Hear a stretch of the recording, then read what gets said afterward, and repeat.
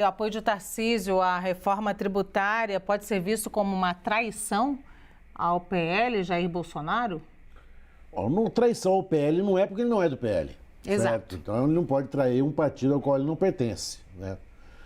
Ele foi apoiado pelo Bolsonaro, mas desde o começo ele nunca foi um bolsonarista aceito na mesa bolsonarista, certo?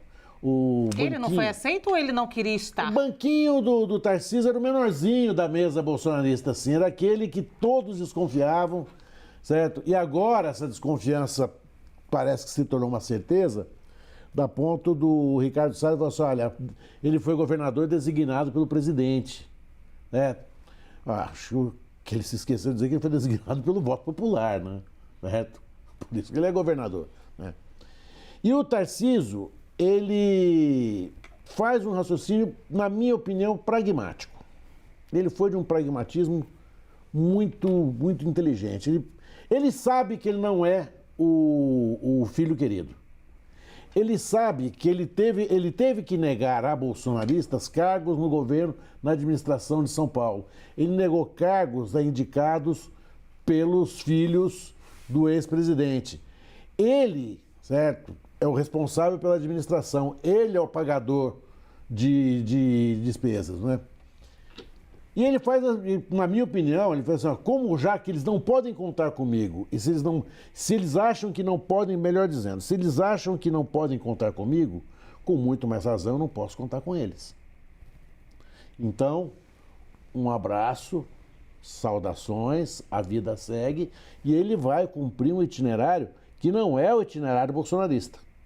Por isso que eu disse agora há pouco, que ele vai ser satanizado, ele vai ser mais criticado do que qualquer outro petista que tiveram, eles vão virar o canhão para ele agora. Tarcísio vai sofrer o que outros sofreram, que se rebelaram. Eu aqui, ué. Prova viva. Eu já vou voltar para a prova viva. Já eu pego a prova viva aqui. Deixa eu te perguntar uma coisa. Me permita uma discordância. Você não acha que Tarcísio seria eleito governador de São Paulo sem apoio de Bolsonaro? Não. Ah, tá. Não, de forma nenhuma. Mas esse apoio de Bolsonaro foi dado a ele pelos bolsonaristas sob desconfiança. Ele nunca foi o candidato adorado pelos bolsonaristas. Nunca foi. Até porque ele foi ministro da Dilma. A história do Tarcísio é uma história que assusta a extrema-direita. E agora o Tarcísio faz o cálculo pragmático. Ele precisava de um momento e tudo juntou. O Tarcísio teve uma semana espetacular. Bolsonaro foi considerado inelegível, vem a reforma tributária e ele consegue se livrar dos dois. Ele deu uma jogada, certo, muito inteligente e muito audaciosa. Se alguém aí dobrou a aposta, foi o Tarcísio e ninguém percebeu. Muito bem. Deixa eu ouvir a prova viva aqui. Pode abrir seu coração, prova viva. A prova viva... Fale a prova viva. Tem uma frase do Tardelli que é muito interessante. Eu falei isso os 4 anos. O bolsonarismo bate mais em quem é de direita, mas não se submete, do que na esquerda. Se fizerem um levantamento das minhas redes, o tanto que eu apanhei do bolsonarismo, e compararem com qualquer pessoa afiliada ao PT, ao PSOL, ao PCdoB, vai perceber que eu apanhei muito mais. É da dinâmica do bolsonarismo a necessidade de uma submissão. Então, nesse aspecto, estamos 100% de acordo. Acredito, sim, que o governador vai ser alvo aí de muitos ataques. Mas eu não consigo concordar com essa concepção do Tardelli de que ele foi pragmático no sentido de aproveitar o ensejo para cindir com o bolsonarismo. Eu acredito que ele pensa mesmo o que ele falou. Como essa reforma está sendo vendida como uma reforma da simplificação, de facilitar os negócios, de diminuir pessoal dentro das empresas para calcular tributos. E ele é uma pessoa, nesse aspecto pragmática, de fazer as coisas acontecerem. Ele é um homem assim, que preza muito negócios, atrair investimentos. E essa reforma vem sendo vendida como uma maneira, de atrair os investidores internacionais. Então, quando ele diz, olha, nós vamos perder a narrativa, a ideia que ele quis passar ali é a seguinte: a reforma vai passar. Não é melhor ela passar, apoiada pela direita, na medida em que tem esse aspecto positivo na reforma? Eu acredito firmemente que o que ele falou é o que ele pensa. né? O que me parece, né, respeitosamente, é que ele tenha olhado um lado da reforma, mas não tenha olhado os demais, né, que são os aspectos negativos.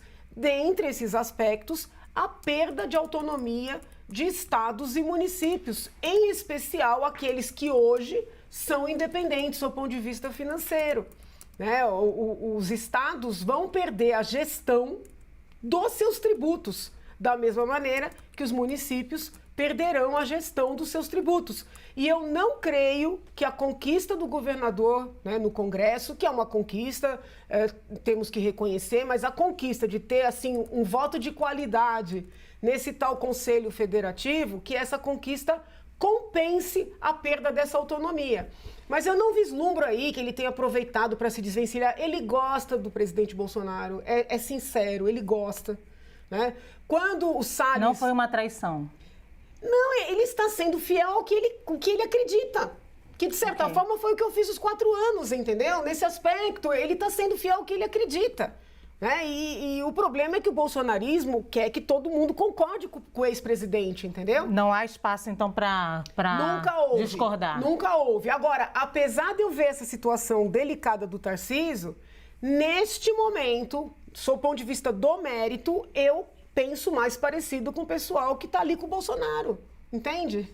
Mesmo tendo apanhado deles, Deus me livre, que inferno que eu vivi esses 4 anos, mas assim, nesta temática, me parece que eles têm mais razão do que o governador. Ou você é amigo ou você é inimigo. É ruim, mas o PT também é um pouco assim. A Gabriela não vai assumir aqui, mas o PT é um pouco assim também. Gabriela, ela está querendo te pautar, mas a minha pergunta é se o Tarcísio traiu ou não traiu o Bolsonaro. O resto é ela que está perguntando.